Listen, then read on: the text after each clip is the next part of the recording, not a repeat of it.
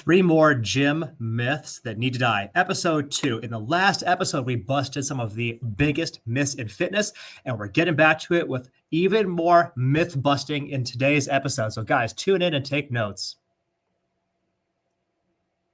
Welcome to the CrossFit Edwardsville Community Podcast, where we hear and learn from our coaches, CrossFitters, and Glen Ed community leaders. Now, here are your hosts, Dallas and Greg. I said it at the start of the last episode, but I'll say it again at the start of this episode that there's a lot of things that come and go in the fitness space, the fitness and health space.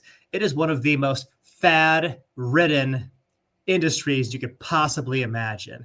But some things stick around. Some things just seem to never go away. And in this episode, I'm going to lay out 3 more big fitness myths that just do not seem to die, no matter how untrue they are, no matter how many times we spell out what is true and real for people. So let's get right into it. First myth that we're going to bust today: sweating more means you're burning more fat. Where's this one come from, right? Why do people believe this? We have hot yoga, we got sauna suits, we've got a lot of sweat equals fat loss marketing. And there just really isn't that one-to-one correlation in actuality, right? In truth, sweat is just your body cooling down. It's water loss, not necessarily fat loss. Now, I don't want to cast the wrong impression here that if you're sweating, it's bad, or that if you target not sweating, you can get the same kind of workout. Like, it is natural and normal. You're going to sweat a bunch if you are actually pushing yourself in a workout. That is true. And you may weigh less temporarily after sweating a bunch, but it's just water or fluid. So as soon as you rehydrate, your weight should tick right back up.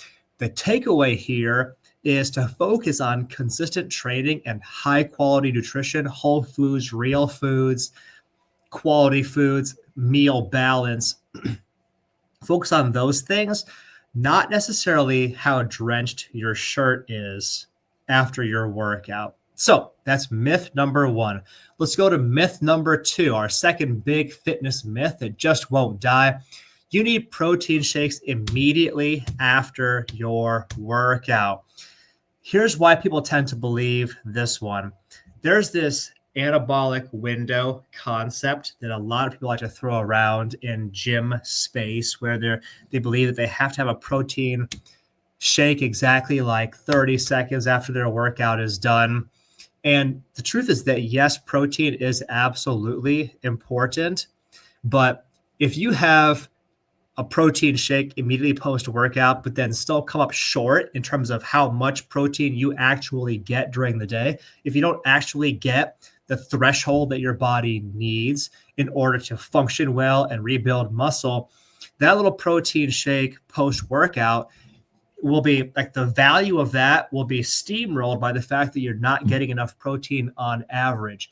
All that to say that the sum total of your intake, the sum total of your macronutrients across the entire 24-hour day is actually even more important than the specific timing of your protein. Whole food meals within a few hours of your workout can, for some people, be just as effective as an immediate post-workout shake. So hit your protein goal for the day, but don't panic if you're not chugging a shake in the locker room or on your drive home from the gym. Needing protein shakes immediately post-workout is our second big fitness myth. Let's go to our third. And this is a big one, guys. No pain, no gain. A lot of people have come to believe this because of like hardcore gym culture. Motivational slogans or posters may tend to propagate this image that if you're not hurting, your workout wasn't good enough. And that's just not the case. In fact, pain, like ouch, ouch, this hurts, is a sign of trouble. It's a warning sign from the body that something is wrong. That is different than the idea of being uncomfortable. Discomfort, pushing outside of your comfort zone in the gym is very valuable. even essential to seeing progress, making progress. But pain, by contrast, is a signal from your body that something is wrong.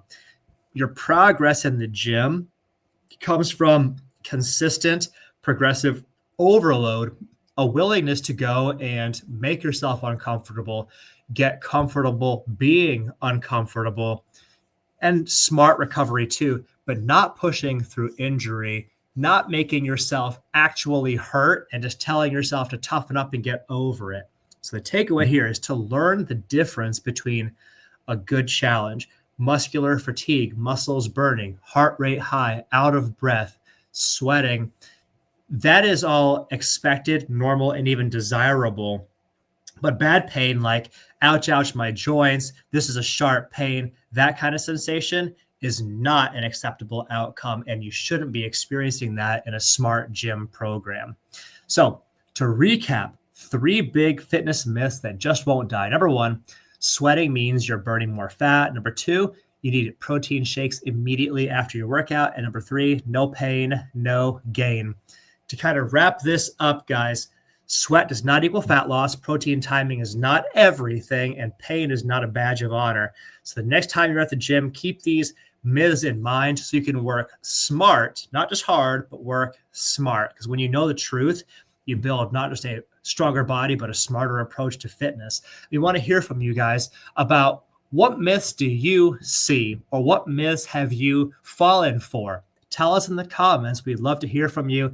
You might give us the ideas that we need for our 3rd episode on this topic. So give us your thoughts on fitness myths in the comments below, and we'll talk to you guys in the 3rd episode of the series coming next. Thanks for listening to my dad's podcast. For more useful tools and guidance, go to CrossFitEdwardsville.com and feel free to like, share, subscribe, and leave your thoughts in the comment sections down below. See you in the next episode.